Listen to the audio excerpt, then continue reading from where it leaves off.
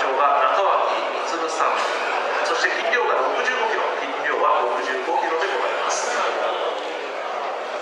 さあ2頭ですが、4コーナーから直線に入ります。インコース159番、アウトコース175番、159番、175番でございますが、うちの159番が少し前に出ています。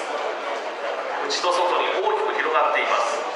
画面上では差がついたように見えておりますが、これは内と外に大きく広がっておりまして、少し差は3馬身ほどということになりました。インコースが159番、アウトコースは175番でございました。この2頭の動きをご覧いただきました。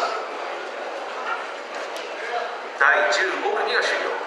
タイムです。インコースの159番です。2ハロンが11秒42、11秒42、1ハロンは11秒25、11秒25、アウトコースの175番、2ハロンが11秒75、11秒75、1ハロンは11秒50、11秒